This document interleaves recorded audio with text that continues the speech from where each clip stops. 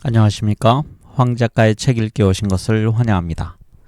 우리는 지금 이종찬 회고록 숲은 고요하지 않다를 읽고 있습니다. 네, 제1권의 마지막 부분을 읽어갈 차례입니다. 민의의 전당과 51% 주의라는 장인데요. 오늘은 이 1권의 마무리 시간입니다. 저는 이 1권을 한번 읽었었고요. 그리고 지금 여러분들과 함께 읽기 위해서 두 번째를 읽고 있고, 2권은 제가 생소합니다. 한 번도 읽어본 적이 없습니다. 그래서 1권이 저한테는 많은 그 정치사에 대한 공부가 됐기 때문에 2권도 그러하기를 기대하면서 재밌게 즐겁게 읽어가도록 하겠습니다. 네, 우리 책의 453쪽입니다. 이 책은 그렇게 본다면 약 900쪽이 넘는 1, 2권 합쳐서 아주 방대한 책입니다. 이종찬이란 인물을 통해서 바라본 현대사로 이해하시면 될 것 같습니다. 네, 소제목은요, 김영삼 단식과 민정당 당사 점거, 그리고 부제가 전환기의 풍경들이라고 되어 있습니다. 얼마 전에 5.50 출범 당시 핵심 실세 가운데 한 사람이 전두환 정권 시절을 이렇게 회고했다고 들었다. 전두환 대통령이나 5.50에 참여한 신군부 인사들은 기본적으로 독재할 사람들이 못 된다. 그들은 육사 4년간 미국식 교육을 받아 체질적으로 민주주의와 법치가 몸에 배어 있었다. 12.12를 단행했고 5.17 계엄 확대 조치와 광주를 강권 진압해 집권은 했지만 그들은 그것으로 멈칫했을 뿐 그 후 초법적인 혁명적 조치를 취하려 하지 않았다. 어떤 개혁 조치든 법을 먼저 만들고 그 법에 따라가려는 것이 그들의 태생적인 한계였다. 이런 말에는 나도 일정 부분 공감한다. 1981년 3월 비록 체육관에서 치른 선거였지만 새 헌법 절차에 따라 정식으로 제12대 대통령에 취임한 전두환 앞에는 두 가지 미묘한 금단의 문지방이 놓여 있었다. 자칫 이를 넘어서려는 유혹에 휩싸일 수도 있었지만 전 대통령은 임기 내내 최대한 자제력을 발휘해 그 앞에서 멈춰서곤 했다. 하나는 단임 약속을 지킨다는 강박관념이었다. 어떻든 어떻게 하든 평화적으로 정권을 넘기고 살아서 청와대를 나오는 최초의 대통령이 되는 것이 그의 최대 목표였다. 다른 하나는 집권식의 성과물에 얽매인 것이었다. 다시 말해 분단 국가로선 처음으로 올림픽을 성공적으로 치르고 이를 자신의 업적으로 남기고 싶다는 집념이었다. 여기 밑에 각주가 하나 있습니다. 1972년 9월 당시 분단국이던 서독의 미넨에서는 제20회 하계올림픽이 열린 적이 있었다. 그러나 이 대회 기간 중에는 역대 올림픽 최악의 참사로 꼽히는 이른바 검은 9월달 사건이 일어났다. 이스라엘 선수단 여러 명이 숨지고 대회가 일정 기간 중단되는 등 어려움을 겪었다라고 되어 있습니다. 이때 이제 피에로, 즉 아라파트를 중심으로 한 그런 무장 독립단체가 이스라엘 선수들을 인질로 납치한 후에 살해한 그런 사건이었습니다. 팔레스타인 해방기구에 소속인 테러단체였습니다. 후임인 노태우가 이를 전두환의 업적으로 남겨두지 않았지만 그는 임기 중 여러 차례 정치적 고비를 넘기면서도 그때마다 올림픽 때문에 칼을 빼지 못했다. 심지어 미얀마에서 그의 목숨을 노린 북한에 보복하고 싶었지만 결정적인 순간에 한 발 뒤로 물러섰을 뿐 아니라 대화를 계속 시도했다. 이 두 가지 가운데 첫 번째 문제를 좀 더 상세히 알아보자. 전두환 대통령은 신헌법에 의해 대통령이 되고 권력 기반이 갖춰지자 국가보위 비상대책위원회 상임위원회와 국가보위 입법회의에서 물불을 가리지 않고 추진하던 모든 개혁 작업을 정리하고 추스르기 시작했다. 그동안 과감하게 밀어붙였던 정치인 활동 규제, 불교계 정화, 삼청교육대, 언론 통폐합, 과외금지, 사회정화운동 등의 조치는 대통령 취임과 동시에 멈춰서고 더 이상 진전되지 않았다.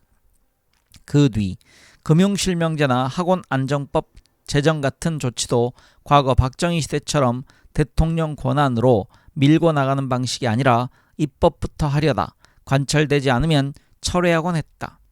금융실명제는 언필칭 문민대통령이라는 김영삼조차 대통령 긴급명령권을 발동해 강행했는데 전두환 대통령은 왜 이를 단행하지 않았을까? 마음만 먹으면 얼마든지 가능했겠지만 그는 긴급명령을 피하고 입법을 하려다 각계의 반대로 스스로 후퇴했다. 나는 제11대 국회부터 제12대 국회 초까지 근 5년 동안 민정당 원내 총무로 있으면서 대통령의 지시로 법안이나 예산안을 날치기 통과시킨 일이 한 번도 없었다. 이것도 그 무렵 전 대통령 스스로 설정한 금단의 문지방들 가운데 하나가 아니었을까 생각한다.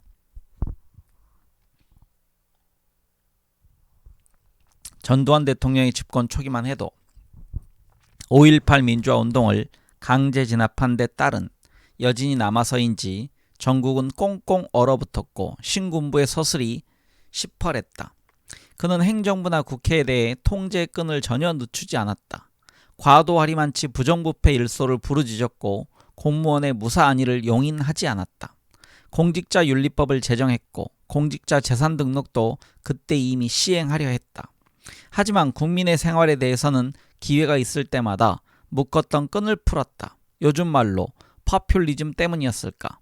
그는 집권 첫 해를 넘기면서 자신감을 얻었는지 1982년에 접어들자마자 통금 해제, 학생 두발 자유화 등을 단행했다.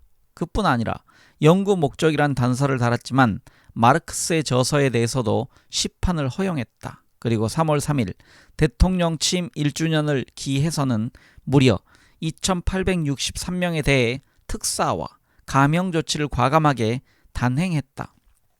1982년에 여름은 뜨거웠다. 이철희 장영자 사건이 우리 사회를 완전히 헤집어 놓았고 일본 역사 교과서 파동을 계기로 항일 소동이 벌어졌다. 이런 사건들 때문이었는지 전국은 비교적 조용했다. 대형 사건들을 비교적 원만하게 수습한 뒤 연말에 또 한 차례 완화 조치가 있었다. 김대중에게 감형 조치를 취하는 동시에 신병치료 목적으로 미국 망명을 허용했다. 그리고 5.18 민주화 운동과 이른바 김대중 내란음모 사건 관련자 48명을 형집행정지로 석방했다. 당시 청와대는 사회 불안의 중심에 김대중이 있다고 보는 것 같았다. 김대중 한 사람만 국내에서 사라지고 그 주변 사람들에 대해 완화 조치를 취하면 모든 사회 불안 요인이 제거될 것이라고 생각했던 듯하다. 그것이 오판이었음을 아는 데에는 그리 긴 시간이 걸리지 않았다. 아무튼 1983년에 들어서면서 더욱 자신감을 얻은 전두환 대통령은 연초부터 각종 완화 조치를 계속 취해 나갔다. 2월 25일에 1차로 정치활동 규제자 250명을 풀었다. 그러나 해제된 정치인들이 가만히 있을 리 만무했다. 이들은 3355 모여 신당 준비를 시작했고 그 중심은 상도동의 김영삼 세력이었다. 여기서 표출된 것이 여전히 정치 규제에서 풀리지 않고 있던 김영삼의 단식 사태였다. 정부와 민정당은 적잖이 당황했다. 단식 사실이 언론에 보도되지 못하도록 막으려 했지만 정치인들의 이 분주하게 오가며 김영삼 주의로 결집하는 현상을 단순히 정치 관심사 이상으로 표현하지 못하게 언론에 재갈을 물리는 것도 한계가 있었다. 그 무렵 민한당의 고재청 총무는 이 문제를 총무회담에서 공개적으로 다루자는 말은 못했지만 조속히 해결되어야 야당의 입장이 설 수 있다고 연일 충고했다. 그러던 어느 날 권익현 사무총장이 상도동의 홍인길 비서관과 긴밀하게 연락을 취하면서 면회를 가겠다는 것이다. 나는 그 순간 이상하게 생각했다. 그래서 권 총장에게 물었다. 언론에 보도하지 못하도록 꽉 잡아놓고 있으면서 여당 사무총장이 직접 나서면 언론에서 시비가 일어나지 않을까요? 앞뒤가 맞지 않는다고 말입니다. 오히려 다른 사람을 보내 사태를 살펴보고 단식 중단도 종용하는 편이 나을 것 같은데요. 아니요. 중진이 나서야 그도 무게 있게 생각하고 무슨 조건을 내세우겠지요? 그는 언론에 노출되지 않게 극비리에 상도동으로 갔다. 단식이 시작된 지 벌써 며칠이 지난 뒤여서 서울대학교에서 앰뷸런스가 와 있었다. 김영삼은 상도동에서 결사적으로 버티겠다고 했으나 의사의 관권에 따라 마지못해 서울대병원으로 가려는 순간 권 총장이 도착했다. 그래서 두 사람만의 대화가 이루어졌다. 그 자리에서 어떤 대화가 오갔는지는 권 총장이 자세히 알려주지 않았다. 김영삼이 민주주의 강의를 열심히 하더라는 말만 그는 되풀이했다. 나는 이상하다고 생각했다. 무엇인가 김대중에 비해 김영삼에게는 청와대나 당이 항상 한 수 접어주고 극단적인 단식 투쟁에 돌입해도 심각하게 받아들이지 않는 어떤 기대감 같은 것이 잠재해 있는 것처럼 보였다. 이런 요소들이 나중에 3당 합당과 연결된 것이 아닌지 지금도 나는 의문을 풀지 못하고 있다. 하여튼 김영삼의 단식 투쟁은 제야 세력에게 고무적인 일이었다.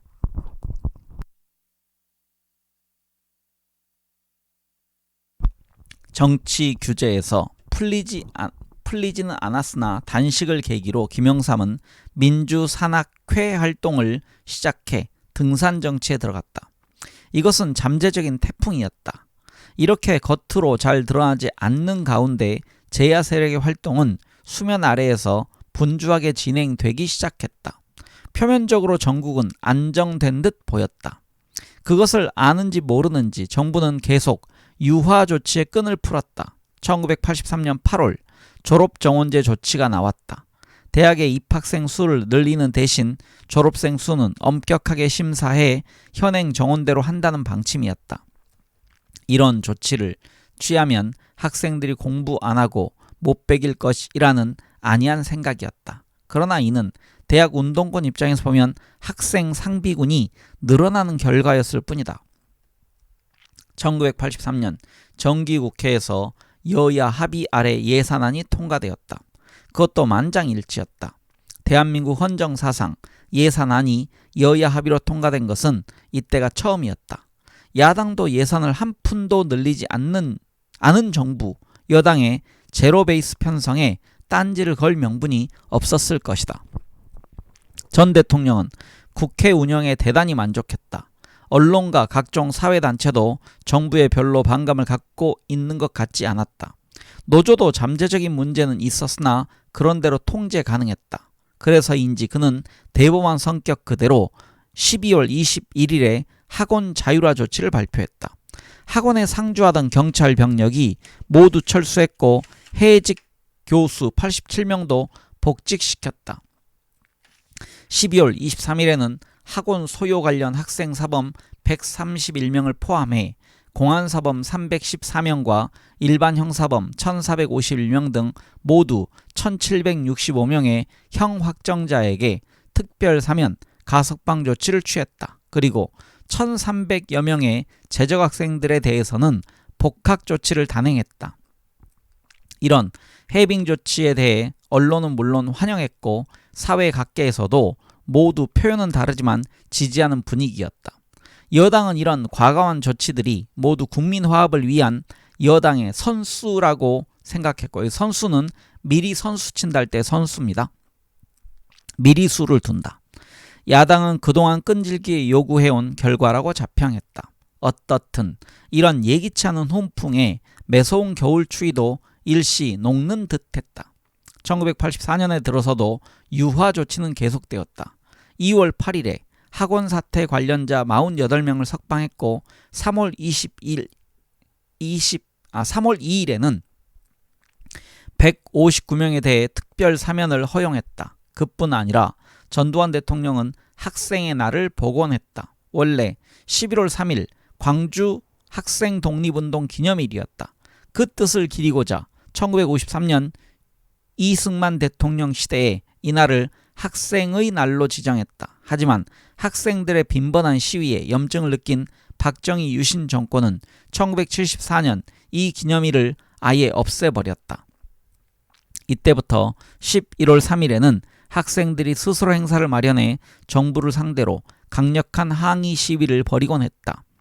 전 대통령은 이런 부자연스러운 상황을 해소하기 위해 학생의 날을 다시 부활시킨 것이다. 이처럼 학원에 대한 유화 조치는 계속되었지만 그 결과는 부메랑이 되어 돌아왔다.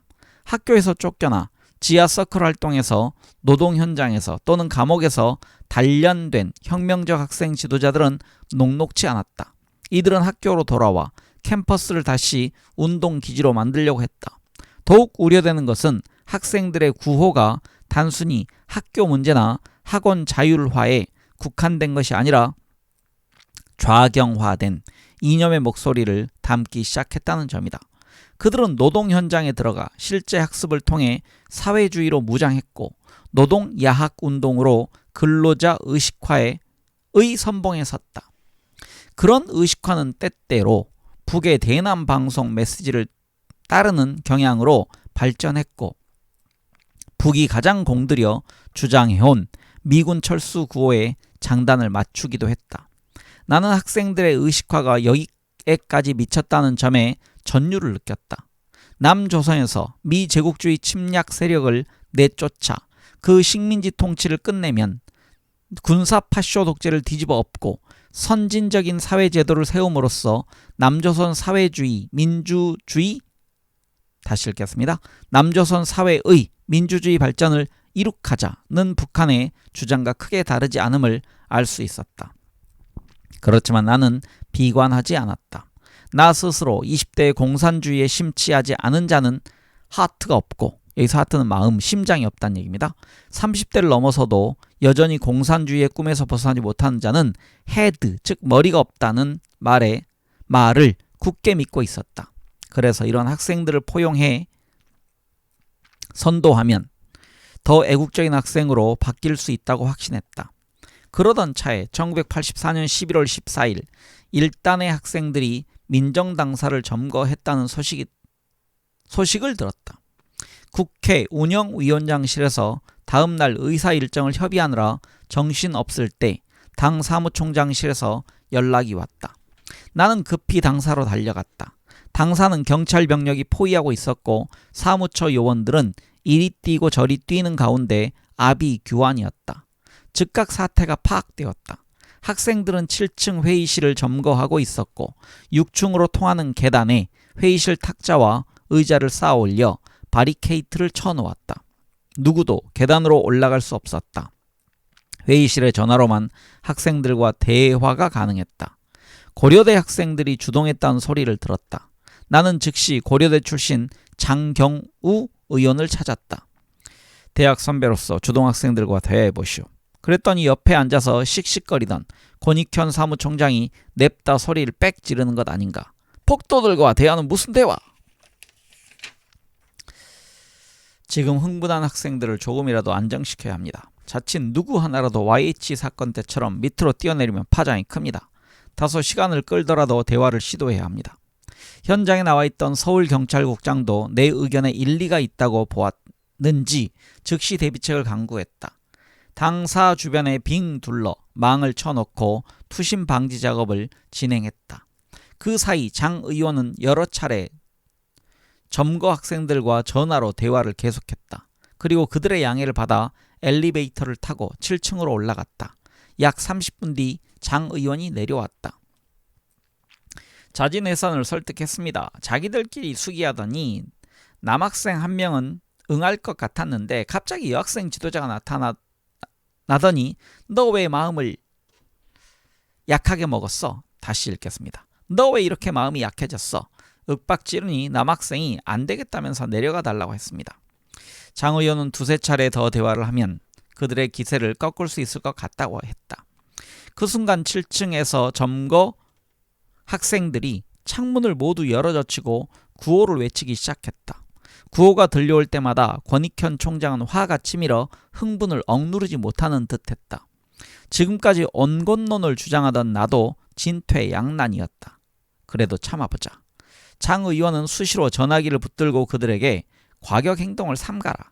밤이 깊었는데 조용히 했으면 좋겠다. 필요한 것 있으면 말하라. 등으로 무마 활동을 계속했다.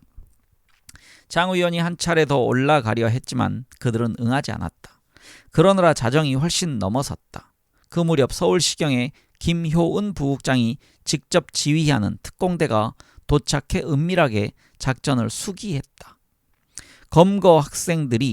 점거 학생들이 피로에 떨어져 잠잠해졌을 때 이들이 볼 수 없는 건물 뒷면에 사다리와 로프를 설치하고 특공대원들이 옥상으로 올라갔다. 그리고 일순간 7층 창문을 부수고 체류가스를 터뜨리며 일제히 진입해 상황을 제압했다. 다행히 부상자는 한 명도 없었다.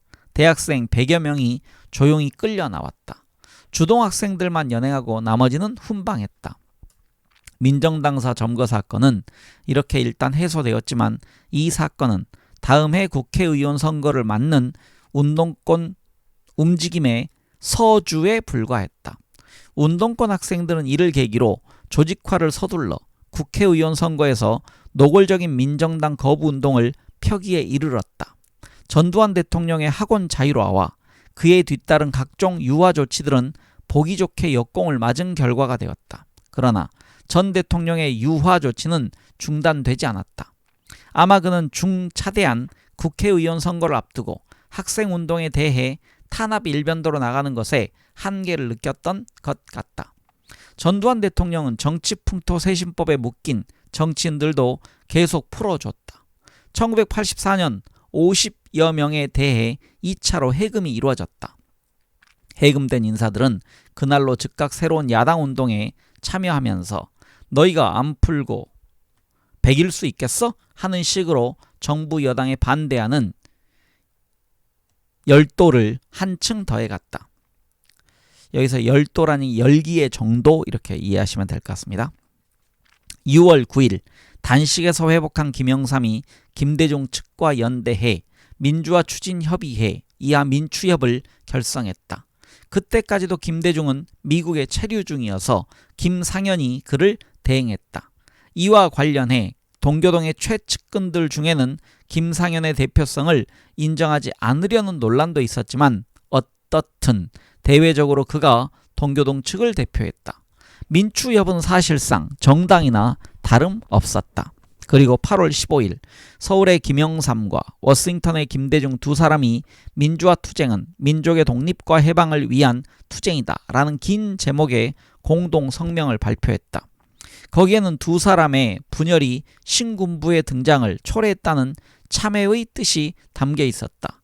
지도자가 참회하면 더욱 힘을 받는다는 사실을 그들은 알고 있었던 것 같다. 1980년 봄 지금 다음 인용이 있는데요. 지금 이게 누구 말인지 모르겠습니다. 아마 김대중 대통령 발언을 인용한 것 같아서요. 네, 다시 읽겠습니다.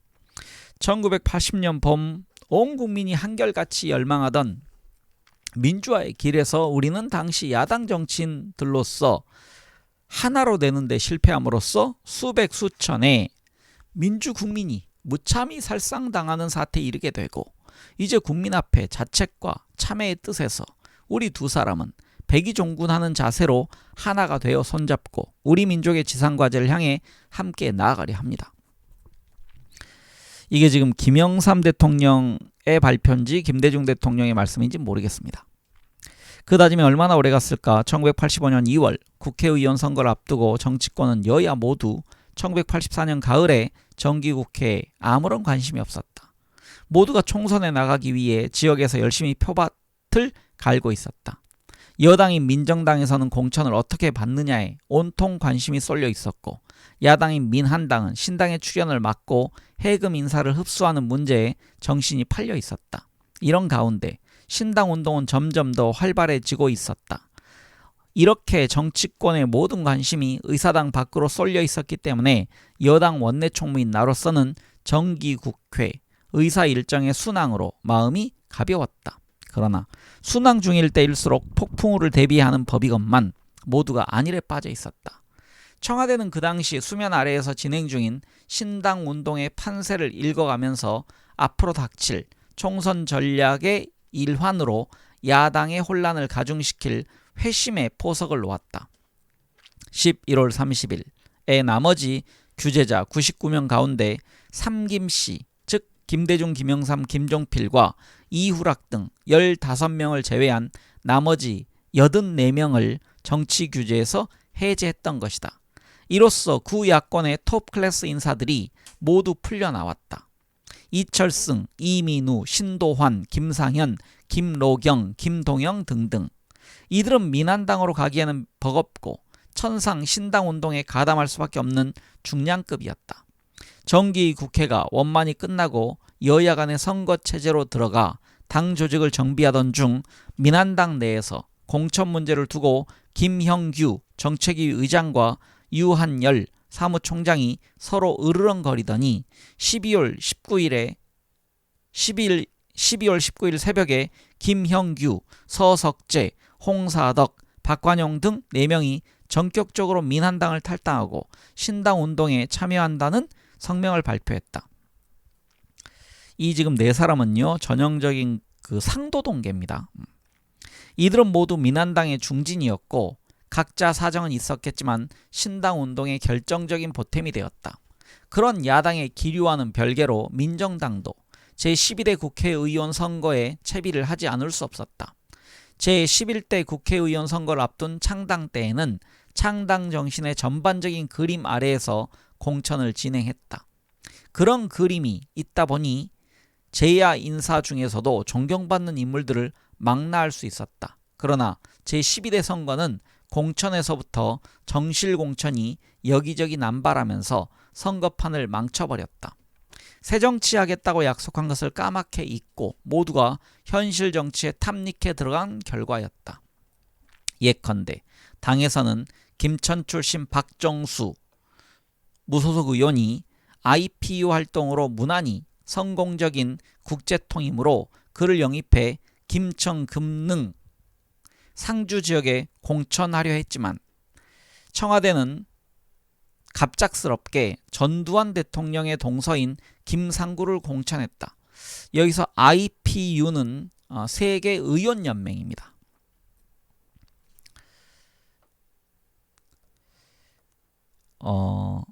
제가 이 약자의 풀네임 모르겠는데요. 아마도 인터내셔널 팔러먼트 유니온쯤 되지 않을까 생각합니다. 그가 상주 출신이므로 민한당에서는 김천 출신의 이기한을 공천하도록 하는 이명거래가 있었다. 제12대 선거까지는 1구 2인제였기에 그런 거래가 가능했다.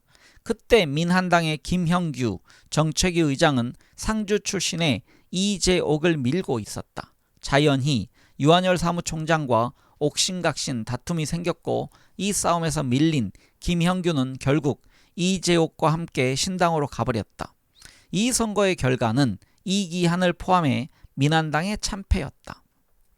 무주 진안 장수의 황인성은 호남의 중진이었다. 그런데 청와대는 전시 종친회 추천이라는 이유로 이 지역도 아닌 임실 출신의 전병우를 공천했다. 여긴 지금 이제 민정당 사항입니다. 나중에 황인성 이분은 총리를 하는 분인데요. 네, 이제 민정당 얘기입니다.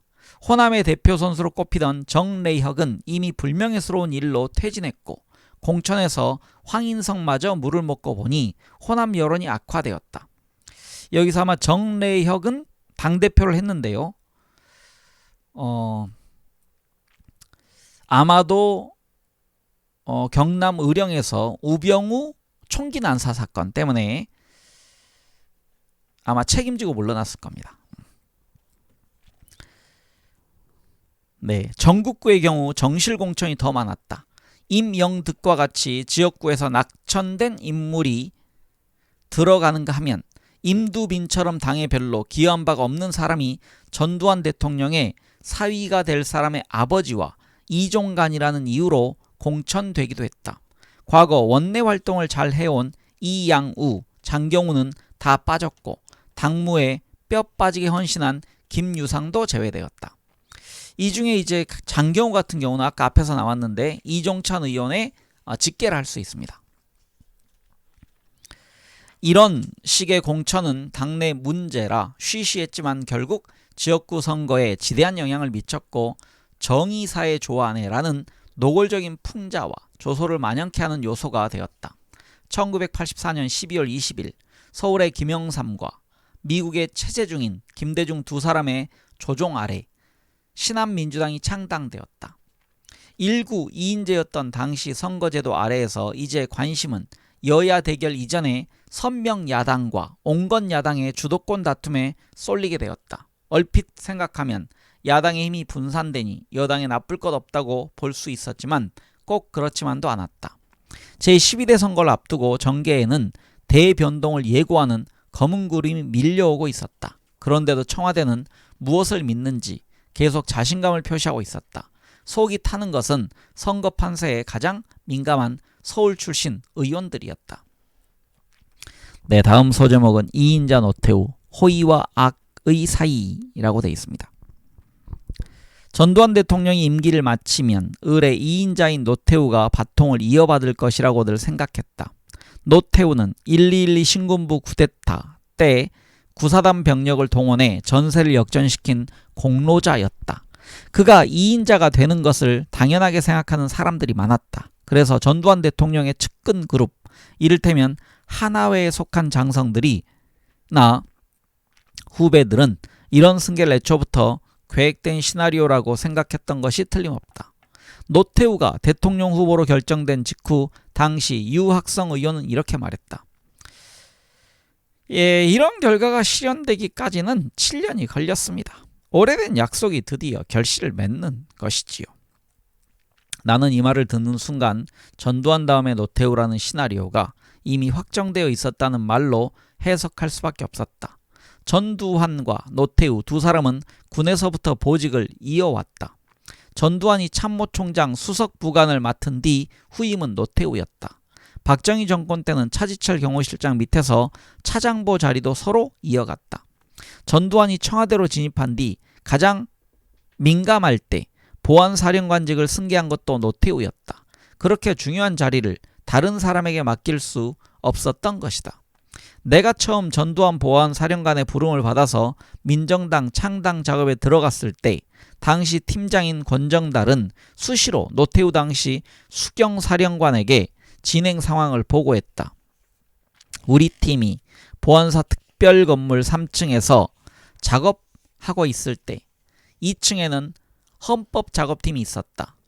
우병규와 박철원 두 사람이 별도로 연구팀을 이끌고 있었다.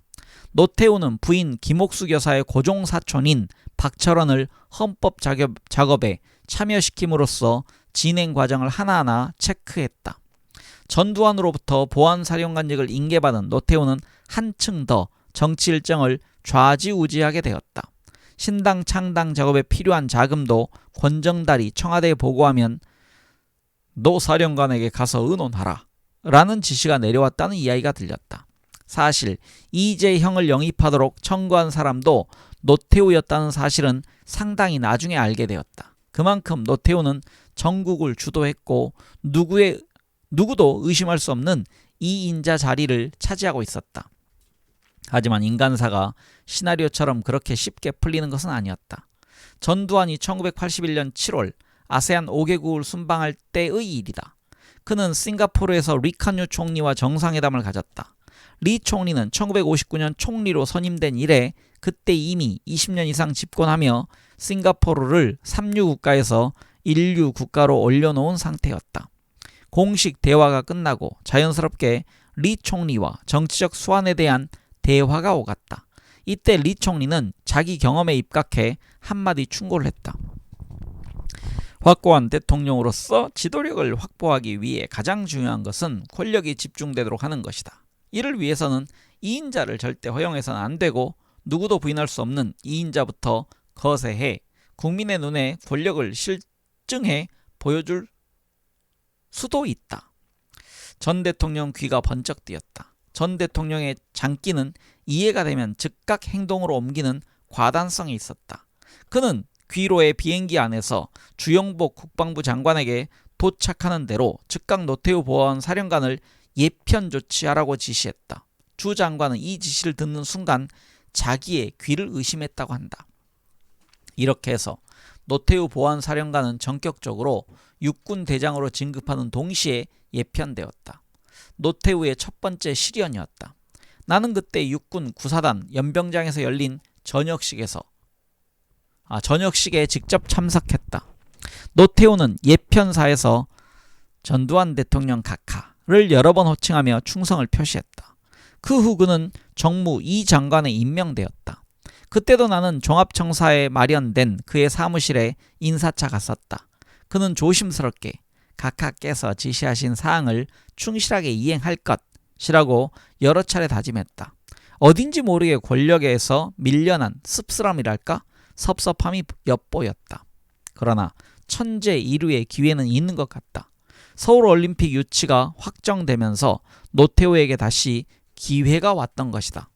서울올림픽은 세계사적 의미를 갖는 국가의 최대 행사였다. 전두환이 이런 큰 일을 마음 놓고 맡길 수 있는 사람은 노태우 외에 달리 찾기 어려웠다. 서울올림픽 추진이 노태우에게 맡겨짐으로써 그의 임무는 크게 늘어났다. 그는 곧 새로 조직된 정부의 초대 체육부 장관에 임명되었고 1982년 4월에는 아시안게임과 올림픽 준비를 위해 권한이 강화된 내무부 장관으로 자리를 옮겼다. 그리고 1983년에 서울올림픽 조직위원회가 결성되자 위원장으로 등장했다. 물론 이를 위해 대한체육회장, KOC 위원장도 모두 겸직했다. KOC는 한국올림픽위원회입니다. 사실 육군대장으로 예편에 정무장관에 임명될 때만 해도 노태우의 앞길은 그리 투명하지 못했다. 그러나 그에게 기회가 왔고 그는 이를 10분 활용했다. 그는 이러한 국가적 대사를 추진하면서 전두환 대통령의 명령과 지시 범위를 벗어나지 않게 머리를 숙이며 제 역할을 다했다. 결코 2인자 행세를 하려 하지 않았다. 하지만 노태우의 시련은 이것으로 끝나지 않았다. 그를 제약하는 복병은 여러 곳에 숨어 있었다. 전두환은 그에게 1985년 2월 실시되는 제12대 국회의원 선거에서 서울 지역에 출마하라고 권고했던 것이다. 노태우의 머리 위에 다시 검은 구름이 감돌았다. 노태우는 급해졌다. 서울에선 도저히 자신이 없었다. 그래서 그는 이 문제를 의논하고자 나를 찾았다. 1984년 8월 나는 민정당 종로 중구지구위원장으로서 당원 하계연수차 천마산 스키장을 빌려 1박 2일 코스로 지구당원들과 함께 행사를 진행하고 있었다. 낮에 정시채, 이치호 의원 등이 찬조연사로 와서 특강을 하고 있을 때였다. 그때 갑자기 노태우 정무장관의 전화가 왔다. 어찌나 급히 전화를 받으라고 독촉했던지 나의 수행비서가 회의 중이라도 전화를 꼭 받아야 한다 라고 적힌 쪽지를 건넸다. 나는 회의장을 조용히 빠져나가 전화를 받았다. 이 의원이요? 나 좀 급히 만나야겠소. 지금 거기가 어디요? 천마산입니다. 지금 1박 2일 코스로 당원 단합대를 하는데 당장은 자리를 뜨기 어려우니 내일 아침 일찍이나 아니면 수련대회가 끝나는 대로 찾아뵙겠습니다. 안 되겠소. 카카. 가로 열고요. 그가 어찌나 세게 발음했던지 나에게는 까까로 들렸다라고 되어 있습니다. 다시 읽겠습니다. 그래서 까까. 지시를 받은 상황이니 지금 곧 만나야겠소. 네, 그리로 가겠소. 여기 다른 의원들도 있는데 혹시 선배님이 오시면 불편하지 않을까요? 괜찮소. 네, 곧 갈게요. 약 1시간 뒤 노태우는 스키장 응접실에 도착했다. 그는 자리에 앉자마자 내놓은 차도 마시지 않고 본론부터 꺼냈다. 아침에 각하를 뵈었는데 내년 초 서울에서 출마하라고 하더군. 그분 말씀이 지도자가 되려면 선거를 통해 부상해야 하는데 서울에서 출마해 승리하면 부상될 것이라고 합디다. 네, 그런데 서울에서 출마하라는 것이에요? 그렇소. 서울에서 출마하라고 강하게 말씀했어요. 그래서 내가 고향 대구라면 몰라도 서울은 생소합니다.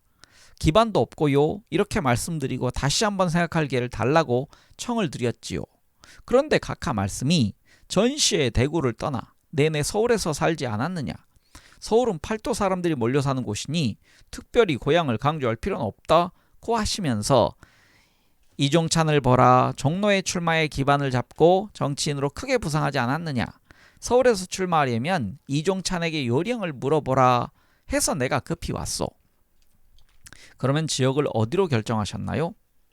나는 혹시 종로 지역구를 차지하는 것이나 아닌지 의문이 생겼다. 내가 살고 있는 연희동이지. 윤길중 의원을 물러나게 하고 서대문구에서 출마하라는 것이야. 내가 그곳에 살지만 전혀 동네 사람과 교류가 없지 않나. 기껏 동네 근방 헬스에 나가 운동하는 것밖에 없는데 어떻게 해야 좋을지 이 의원의 의견을 듣고 싶소. 나는 급히 생각해봤다. 황당한 일이었다. 전두환 대통령이 민심의 소재를 몰라서 이런 결정을 한 것 같았다. 얼마 전 육사 20기 후배 허청일 군이 동작지역에 출마한다고 이사하고 조기축구하러 나가고 있다는 소리를 들었다. 그 지역 출신 조종호 의원도 이를 알고 내 의원 생활을 여기서 끝내야 하느냐라고 아주 간곡하게 내게 물어본 일이 있었다. 그는 윤보선 전 대통령의 비서실장으로 지난 선거 때 화합 차원에서 영입되어 공천을 받고 당선된 것이다. 되었던 것이다. 노태우는 이미 세상에 전두환 대통령의 후계자로 소문나 있었다. 신군부의 중심이기도 했다. 만약 그를 공천하면 틀림없이 야권이 표적 삼아 집중적으로 공격할 것이다. 그러면 서울 선거의 대세는 서대문구에서 결정될 가능성이 높았다. 나는 순간 노태우가 서울 출마가 당을 위해서나 그의 개인적 장래를 위해서나 적절치 않다고 판단했다. 그래서 이렇게 말했다. 선배님, 무리일 텐데요. 대구에서 출마하면 무난하겠지만 서울 선거는 전투입니다. 지금까지 쌓아오신 명성에 흠이 갈 수도 있습니다. 대담하게 그의 의표를 찌르는 한마디를 했다. 그는 나의 말에 바로 동의했다. 나도 같은 생각이네. 전투를 피하겠다는 게 아니라 여건이 전혀 준비되지 않은 것을 말하는 거네. 그는 비겁하게 격전을 피한다는 인상을 주지 않으려고 노력했다. 제 의견은 서울 출마를 제고하시는 게 좋을 것 같습니다.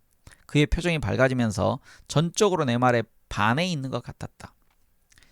각하께서 하명한 사항이니 내가 정면으로 출마하기 어렵다고 말하기가 곤란하지 않소?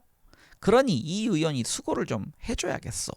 각하께 서울 사정을 상세히 설명하는 게 좋을 것 같소. 빠른 시일 내에 청와대에 가서 자세히 전원 좀 해주시오. 그분의 간곡한 요청에 나는 그렇게 하겠다고 약속했다. 그러면서 전두환과 노태우 두 사람 사이에서 벌어진 일에 내가 어떻게 끼어들 수 있을지 걱정도 되었다. 나는 장고 끝에 우선 정순덕 정무수석을 만났다. 그는 나의 육사 동기생으로 무슨 말도 나눌 만한 사이였다. 노태우 선배 서울 출마 결정사항을 알고 있겠지? 그는 깜짝 놀라면서 어디서 들었느냐고 반문했다. 노 선배가 나를 찾아와서 서울 출마론에 대해 의견을 묻더군. 그래서 내가 조언해 주었지. 노 선배 같은 거물이 서울에서 출마하면 이는 선거가 아니라 전투가 될 것이라고. 그랬더니 나보고 각하께 그런 사정을 설명하고 재고토록 전언하라 하네. 어떻게 하면 좋을까? 나는 사실 속으로 정무수석인 정순덕이 나서서 전두환 대통령에게 진언하는 것이 가장 가까운 길이라고 생각하고 그에게 공을 넘기고 싶었다. 너는 나서지 마라. 이미 확정이다. 다만 시기가 성숙될 때까지 철저히 보안을 당부한다. 잘나서 거부사를 말하는 것이었다.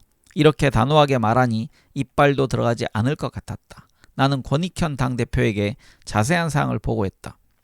노 선배를 굳이 서울에서 출마시킬 필요가 있겠습니까? 대구라면 몰라도 자칫 잘못되면 당 전체에 부담이 될 텐데요.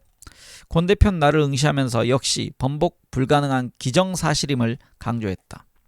각하께서 다 생각이 있어서 내린 결정이니 당에서 왈가왈부하는 건 바람직하지 않소. 우리는 지역에서 어떻게 선거를 치러야 하느냐는 문제만 은밀히 따져봅시다.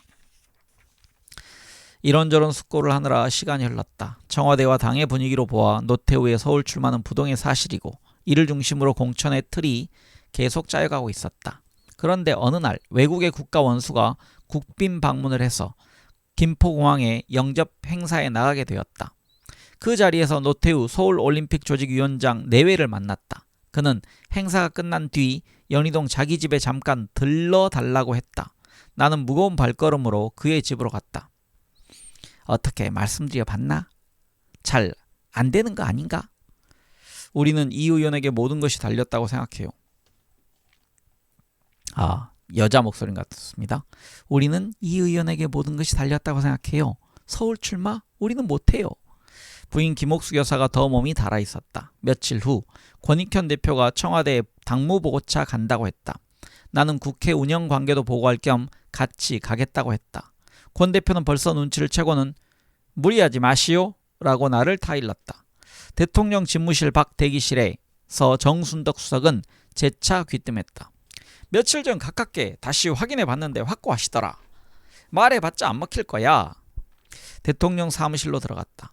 권 대표의 보고는 간단했다. 그가 일어나자 전 대통령은 돌아가면 즉각 사표를 받으시오.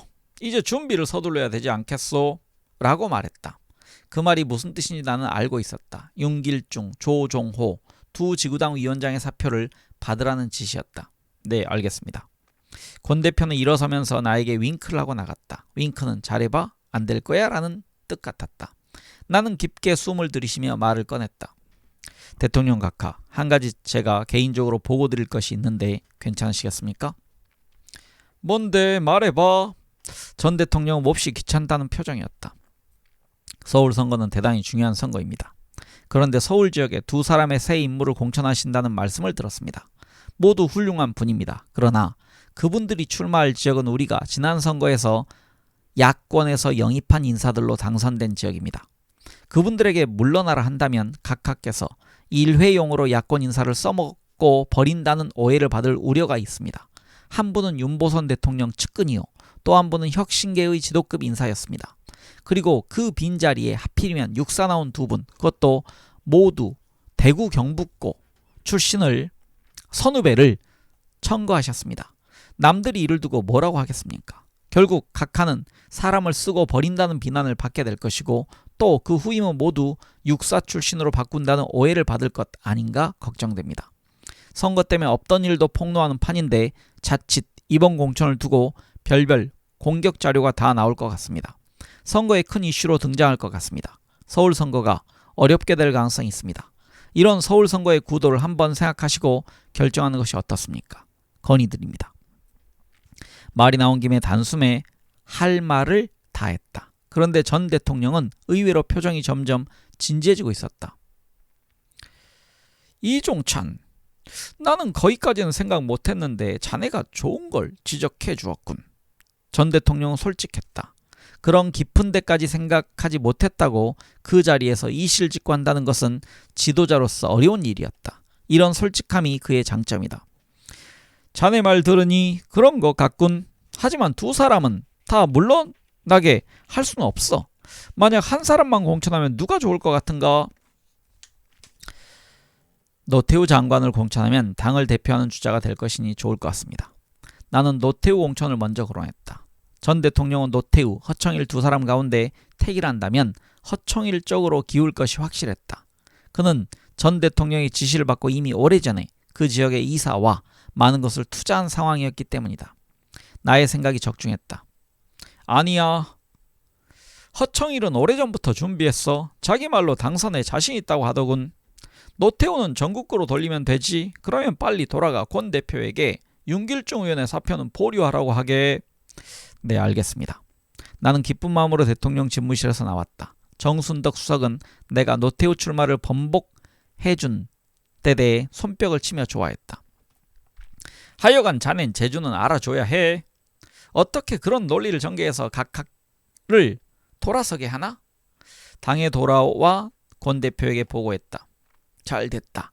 나도 어떻게 하나 걱정했는데 정말 노태우나 당을 위해서 잘된 일이야. 노태우 장군이 그때 서대문에서 출마했다면 당시 새로 출연한 신민당 바람으로 어떤 결과가 나왔을까? 당시 종로에 이민우 후보를 내세운 김영삼의 전략에 말려 얼마나 큰 돌풍이 불었나. 만약 노태우가 서대문에서 출마했다면 그 바람의 진앙이 종로가 아니라 서대문으로 옮겨갔을 것이다. 그렇게 되었다면 아마 예상치 못한 결과가 나왔을 것이다. 노태우 장관은 그때 그 태풍을 피하게 되었고 그 후 순풍을 안고 승승장구해 대통령까지 되었다. 그런데 그런 공을 인정받기는커녕 나는 역으로 당했다. 노태우 대통령 시절이었다. 어떤 야비한 자가 노태우 대통령이 서대문 출마를 위해 만반의 준비를 하고 있는데 이종찬이 서울에 영주 노릇 하려고 노태우의 출마를 방해했다라고 모략했던 모양이다.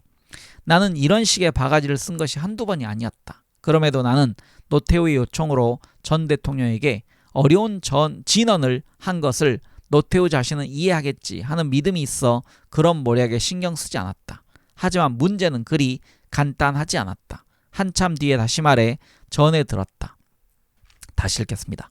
한참 뒤에 다시 말을 전해 들었다. 노태우 대통령 자신이 그런 모략에 솔깃해 나를 오해하고 있다는데 놀라지 않을 수 없었다. 1992년 대통령 후보 경선 때 청와대 수석비서관인 안교덕 선배가 나에게 물었다. 왜 1985년 국회의원 선거 때 노태우 대통령의 서울 출마를 막았소? 그게 당신이 오해를 받게 된 원인이요. 아니, 그게 말이나 됩니까? 내가 막다니요. 나중에 다시 설명하겠지만 그가 1992년 대통령 후보 경선에 출마하겠다는 나를 못마땅하게 여기고 김영삼 후보를 적극 지지한 배경 가운데 하나도 여기에 있었던 것이 아닐까 하는 생각을 떨칠 수 없다. 남의 호의를 이렇게 왜곡해도 되는가? 1992년 대통령 선거에서 노태우 대통령은 김영삼 후보를 물심양면으로 적극 밀었다. 하지만 김영삼은 대통령이 되고 나서 노태우를 감옥에 보냈다. 노태우 자신도 호의를 악의로 되돌려받은 셈이었다. 세상은 그대로 돌아가는가 보다. 네, 이 책을 읽으면서도 대화체가 꽤 나와서요. 제가 상당한 어려움을 겪고 있습니다. 목소리를 까먹기도 하고요. 네, 능력 범위를 벗어난 그런 일이 있었습니다. 네, 이렇게 1권을 다 읽었습니다. 475쪽으로 마무리됐네요.